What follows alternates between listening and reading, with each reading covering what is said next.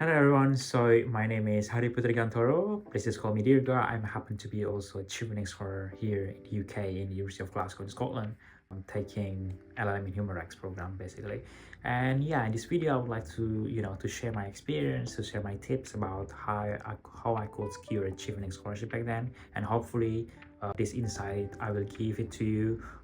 You also could learn from it, and hopefully you could also get this scholarship, and you also could prepare for it in your next application. So yeah, without further ado, let's get started.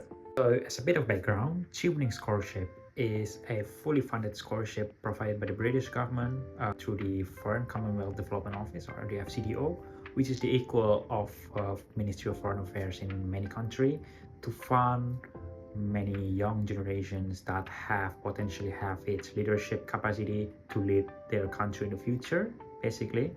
And yeah, understanding this fact is really important because you need to tailor your applications to make you are becoming standout candidate, basically. And you could tailor it, by example, like to link about the British projects in your own country, for example, and how you could contribute toward it.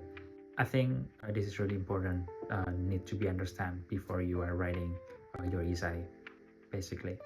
Okay, so basically in answering your Chevening scholarship essay, there are 4 questions that the scholarship committee will ask to you. It's always the same every year.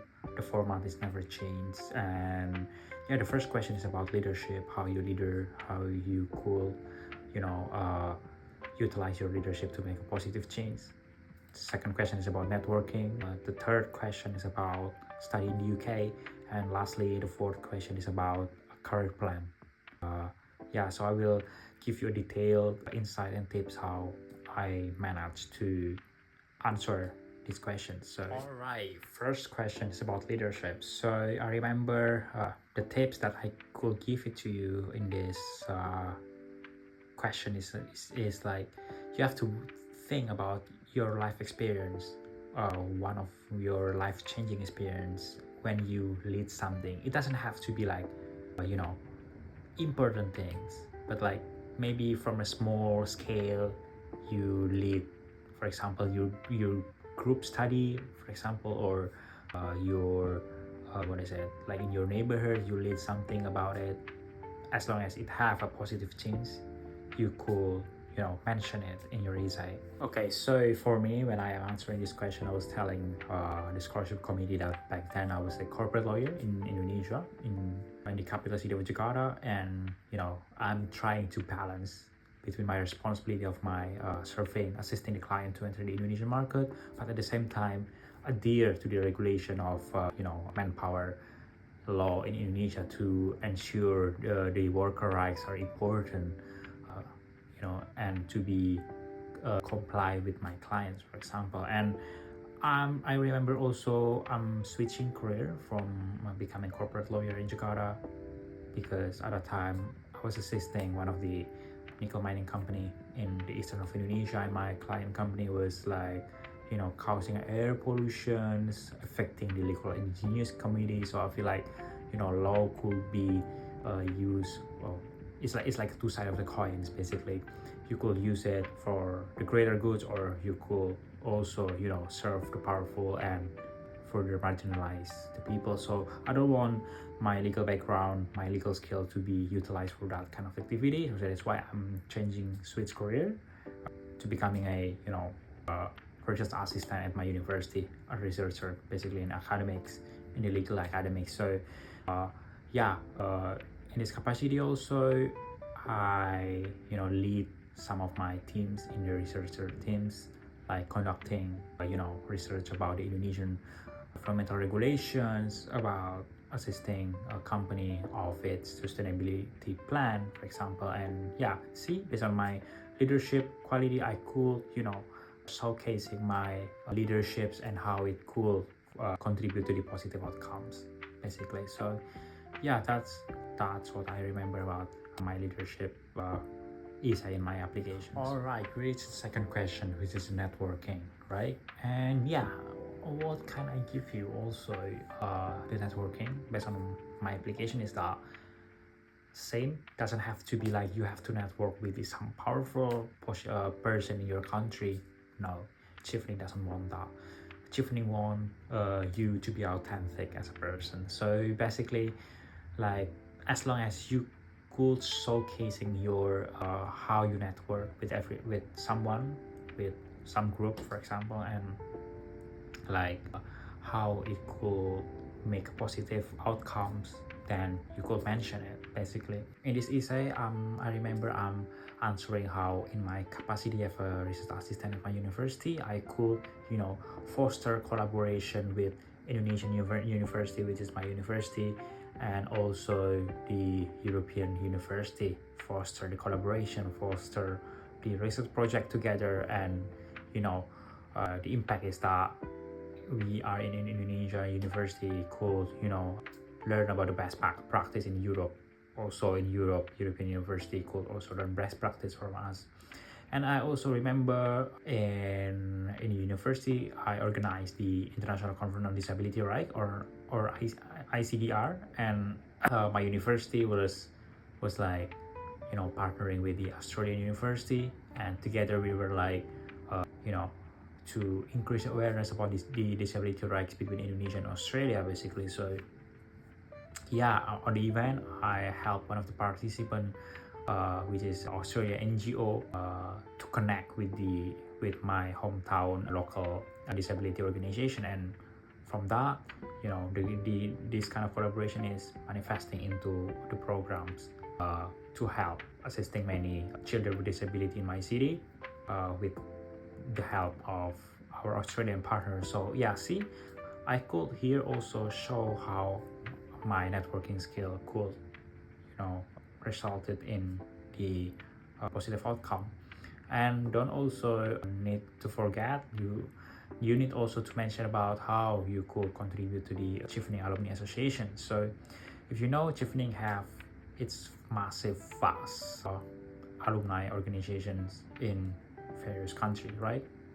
And how could you utilize this kind of network that you gain when you study in the UK to further make a positive impact in your country? So in this point, me in Chevening Alumni Association in Indonesia, I say that we could me as a legal background could network with my other Chevening scholars from Indonesia that have the background in medical, in science, in engineering, so that we could let's say create projects in the poverty region of Indonesia to help those people. So yeah, that's how I answer my networking questions. Alright, so the next question is about studying in the UK.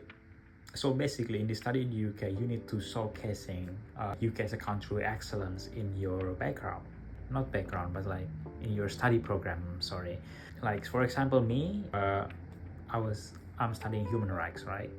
And then I'm showcasing how the UK is having an excellence in the human rights field. I'm mentioning about the first documents in human rights in the human history was produced in the UK, which is the Magna Charta. And those documents limit the power of the kings back then in the UK, so they couldn't become an absolute power anymore. So that's why with the long history of human rights, I would like to study in the UK. Basically, I'm saying that.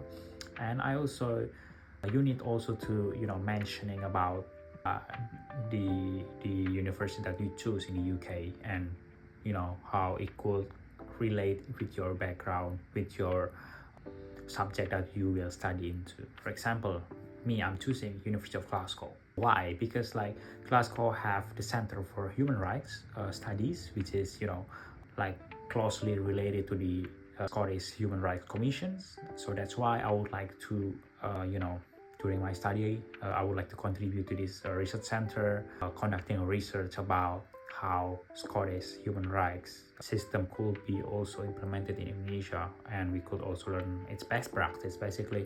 And I also mentioned my lecturer names, like literally my lecturer names, and how their research is about the human rights, and how I would like to also collaborating with them about my research project in human rights in Indonesia basically. And you also could mention about how your university are closely related to the industry, and you could also get a placement internship on because there's a relationship between your university and the industry in the UK, for example. And yeah, that's how I answered my study in the UK basically. And yeah, you also done need to also showcasing how you would like to learn the British culture basically beside your studying.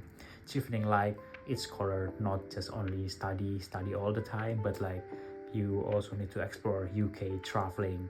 If you like football, then you could mention how you like fans of Manchester United and you would like to see their games in the Old Trafford Stadium, because that's what I'm writing in my essay basically. So yeah, you also could mention about how you really want to visit the National Museum in London, see Big Ben, for example. Go for it. So that's my tips in these questions basically. And lastly, we are talking about the career plan. So basically, how you need to answer it is as realistic as possible, because you don't want to answer it like, after I finish Chevening scholarship I would like to become a president or prime minister. That's impossible, I'm sorry. So you need like to divide your career plan in short-term plan, like after you graduate from the UK university, you're going back home, what will you do? For example, like 0 years until 5 years from now, what will you do?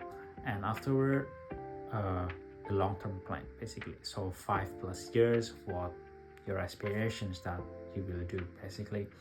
So yeah, for me, I answer it by, like, for the short-term plan, I'm going back to my university to become a lecturer, teaching the next generation of Indonesian legal scholars, while I also conducting research for the Indonesian government, for producing policy brief. And I also would like to contribute to the British project in Indonesia. For example, in Indonesia, the British have this project called the UK Pact, or Partnering for Accelerated Climate Transitions. And in this point, I would like to contribute to this program by advising the British government for for helping them with sustainable transition in Indonesia, for example.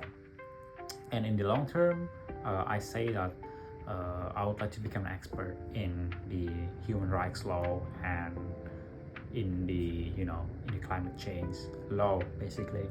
And in this point, I could utilize my knowledge to make a positive change in my own country, in Indonesia. So yeah, overall in this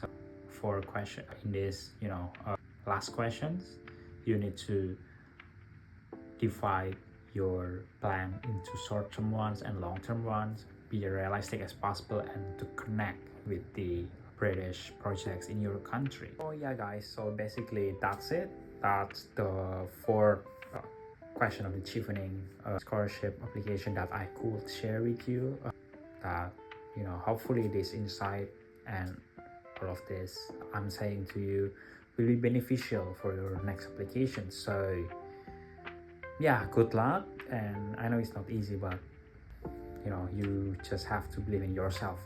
That's all for me. And if you like this video, please just hit like and subscribe, and hopefully in the next video I could also share more about this thing of scholarship and maybe my experience living here in the UK. So yeah, see you, thank you, bye bye.